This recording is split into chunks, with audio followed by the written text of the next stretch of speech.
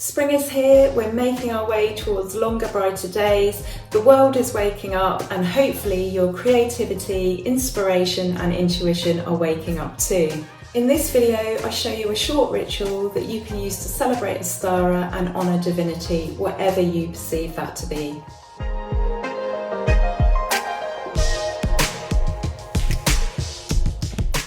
Welcome back everybody. In our last video we looked at 8 simple ways to celebrate Ostara at home.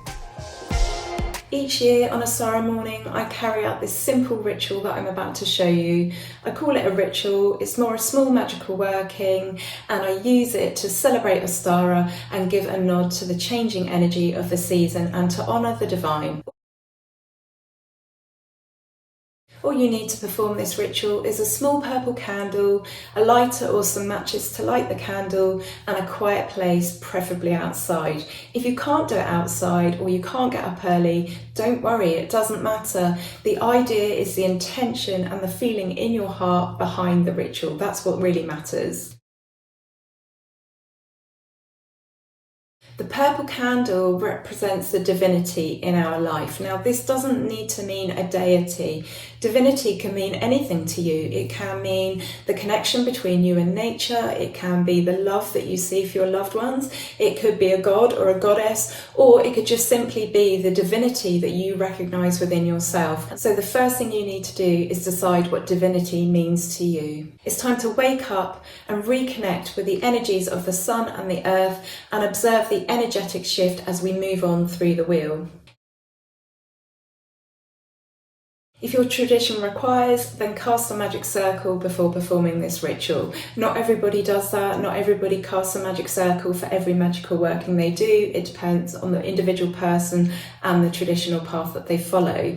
If you don't know how to cast a magic circle, then please subscribe to my videos. I'm going to be doing a series soon on how to do this. It's quite a complex process if you do it from start to finish and include all the usual elements. So I'm going to be teaching people how to do that, and I think I'm going to have to break that down into several videos. The first thing that you need to do after casting your magic circle and inviting any gods and guides, or not casting a circle and inviting any gods and guides, is to take a moment to ground yourself. What I want you to do at this stage of the ritual is to really think about what you're going to be doing. Obviously, when you're watching this video for the first time, you don't know what that is, because I'm sure many of you are sort of like imagining this as the video moves along, but you're going to watch this video first and then create this ritual. So at this stage, you're going to take your time, maybe close your eyes, take a few deep breaths and think about what you're about to do. Also, I want you to think about divinity, what it means to you, and I want you to think about this time of year and the themes associated with this time of year. When you are ready, and only when you are ready and the moment is right, you are going to light the purple candle, which represents divinity, light, energy, and the spirit of Ostara. So you're going to be thinking about all those things that I asked you to think about just a moment ago. I want you to focus on those as you light the purple candle.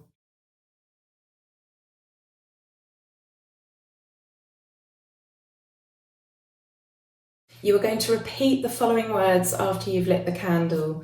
Now, it's okay for you to write these down. I'm going to put them in the body of the YouTube video description. It's okay for you to write these down and read them. I'm not expecting you to remember them, but as long as you read these words from the heart and you feel them and you mean them, then all is good. Spring is here, a time of cheer. We move on swiftly through the year. The divine makes its presence known. I observe the changes I am shown. Flowers, lambs, the growing season, more intuition, thought and reason. Connect again with Mother Earth. Observe her blossom and give birth. Absorb the energy and the light. A longer day, a shorter night.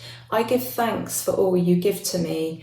The divine I cherish, so mote it be. Take a moment to look at the flame. I want you to meditate on the flame.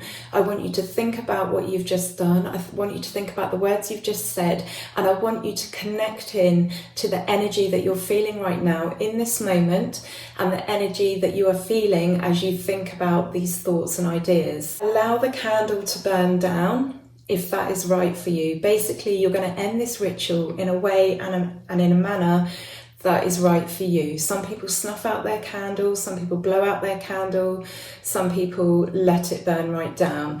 That would be preferable, but this is your magic, so you're going to do this in the way that is right for you. At this stage, you're going to give thanks to any gods and guides and guardians that you've invited and close your magic circle if that was a part of this ritual process. If it wasn't, then that's fine. You just finish this ritual in a way that you see fit. In terms of getting rid of any spell remains, my advice would be to put them in the bin. There's nothing wrong with that. That's better than burying them in the earth and disturbing the earth or the environment. So if you've got candle wax left over, then you can just put it in the bin. You can make that part of the intention that the ritual is done and it's over. Perhaps you have some other way of dealing with spell remains. Maybe you like to keep pieces of wax and you do something with those, but it's entirely up to you. But please think about the environment when you dispose of your spell remains.